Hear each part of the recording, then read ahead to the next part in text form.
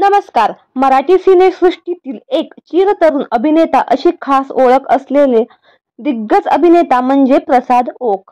प्रसाद ओकला आतापर्यंत आपण विविध भूमिका साकारताना पाहिलं आहे. अभिनयासोबतच प्रसाद एक उत्तम गायक, निवेदक, कवी, निर्माता आणि दिग्दर्शक देखील आहे. मालिका, नाटक आणि चित्रपट अशा सर्वच माध्यमांमध्ये त्यांनी त्यांच्या अभिनयाचा ठसा उमटवला आहे. प्रसादने विविध मराठी मालिका, नाटक आणि सिनेमामधून प्रेक्षकांचं निखळ मनोरंजन केलं आहे. सध्या ते महाराष्ट्राची हास्य जत्रा या कार्यक्रमात पर्यवेक्षक म्हणून आहेत. सर्वांना खळखळून हसवणारे प्रसाद ओक मध्यंतरी खऱ्या आयुष्यात खूपच दुःखद परिस्थितीत होते. यावर स्वतः प्रसाद ओक यांनी भाष्य केलं आहे. तर जाणून घेऊ काय आहे संपूर्ण माहिती. कोरोनाची पहिली लाट येऊन गेल्यानंतर आपण सगळेच एका अनामिक भीतीत जगत होतो. कोरोनाची थोडी झळ कमी झाल्यानंतर सरकारने बायो बबलमध्ये शूटिंग करण्याची परवानगी दिली होती. त्यासाठी मुंबईबाहेर जाणं गरजेचं होतं. या शूटमध्ये एकही माणूस त्या जागेतून बाहेर जाणार नाही आणि नवा माणूस आत येणार नाही, अशा कडक नियमामध्ये आम्ही काम करत होतो.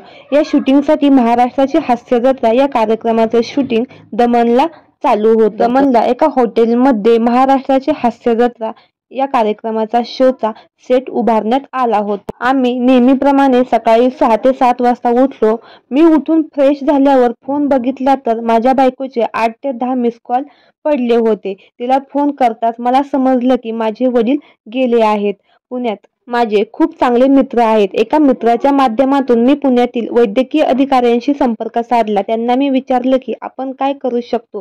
तर ते म्हणाले, साहेब, परिस्थिती खूप वाईट आहे. तुम्हाला दमणहून पुण्याला यायला 4 ते 5 तास तरी लागतील आणि एवढ्या वेळ आम्ही तुमची प्रतीक्षा करू शकत नाही.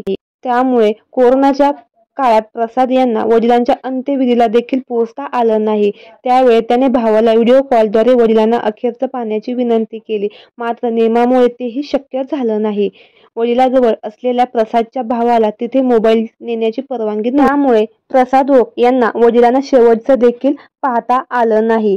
एकीकडे मोठा भाऊ वडिलांच्या पार्थिवेला अग्नी देत होता आणि मी इथे हास्य जत्रेच्या खुर्चीत बसून स्किट बघत होतो, अशा शब्दात प्रसादने भावना व्यक्त केल्या आहेत. त्यामुळे कलाकारांना खऱ्या आयुष्यातील दुःख खूप लपवून ठेवावे लागते. तर मंडळी, AJ मराठी न्यूज या चॅनलद्वारे प्रसाद ओक यांच्या वडिलास भावपूर्ण श्रद्धांजली.